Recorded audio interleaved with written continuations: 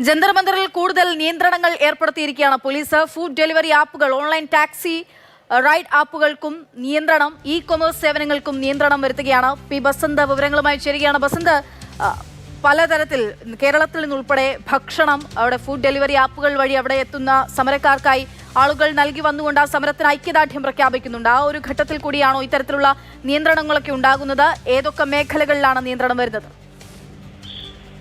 ജന്തർ മന്ദർ മേഖല അടക്കമുള്ള ഡൽഹിയിലെ ന്യൂഡൽഹിയിലെ പ്രധാന മേഖലകളിലൊക്കെ തന്നെ സ്ഥിരമായി തന്നെ നിരോധനാജ്ഞ ഉള്ള ഒരു മേഖലയാണ്. ഇപ്പോൾ സമരം കൂടി വന്ന ഒരു പശ്ചാത്തലത്തിൽ ആ നിയമങ്ങൾ എടുത്തു കാട്ടിക്കൊണ്ട് കൂടുതൽ നിയന്ത്രണങ്ങൾ ഇപ്പോൾ ഏർപ്പെടുത്തുകയാണ് ഡൽഹി പോലീസ് ചെയ്തിരിക്കുന്നത്. പ്രധാനമായും ഈ ഭക്ഷണ ആപ്പുകളുടെ കാര്യത്തിൽ ഫുഡ് ഡെലിവറി ആപ്പുകൾ, അതോടൊപ്പം തന്നെ ഈ റൈഡ് ഹൈഡിംഗ് ആപ്പുകൾ, പ്ലാറ്റ്ഫോമുകൾ, പിന്നെ മൊബിലിറ്റി അഗ്രിഗേറ്റേഴ്സ്, ഇവർക്കൊക്കെയാണ് ഇപ്പോൾ നിയന്ത്രണങ്ങൾ ഡൽഹി പോലീസ് കൊണ്ടുവരുന്നത്.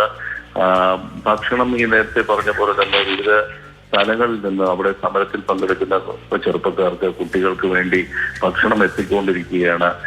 അജ്ഞാതമായ സ്ഥലങ്ങളിൽ നിന്ന് അജ്ഞാതർ അല്ലെങ്കിൽ സമരത്തിന് ഐക്യദാർഢ്യം പ്രഖ്യാപിച്ചുകൊണ്ട് കുട്ടികൾക്ക് ഭക്ഷണം എത്തിക്കുന്ന ഒരു വാർത്ത നമ്മളെല്ലാവരും കഴിഞ്ഞ ദിവസങ്ങളിൽ കൊടുത്തതാണ്. അത് നമ്മുടെ മുന്നിലുള്ള ഒരു പശ്ചാത്തലത്തിലാണ് ഇത്തരത്തിലൊരു നിയന്ത്രണം കൊണ്ടുവരുന്നത്. അതിന് പറയുന്ന കാരണങ്ങൾ ഈ ഡ്രൈവേഴ്സിനോടും അല്ലെങ്കിൽ ആ റൈഡേഴ്സ്, ഡെലിവറി പാർട്ട്നേഴ്സ്, അവർക്കൊക്കെ ഉള്ള സുരക്ഷ കൂടി കണക്കിലെടുത്തുകൊണ്ടാണ് ഞങ്ങൾ ഇത്തരത്തിൽ ഒരു ഒരു നിർദ്ദേശം വെക്കുന്നത് അല്ലെങ്കിൽ നിയന്ത്രണം വെക്കുന്നത് എന്നാണ് ഇപ്പോൾ ഡൽഹി പോലീസ് നൽകുന്ന വിവരം. അതിനനുസരിച്ചിട്ട് ഒരു വിശദമായ ട്രാഫിക് അഡ്വൈസറി ഡൽഹി പോലീസ് പുറത്തിറക്കിയിട്ടുണ്ട്.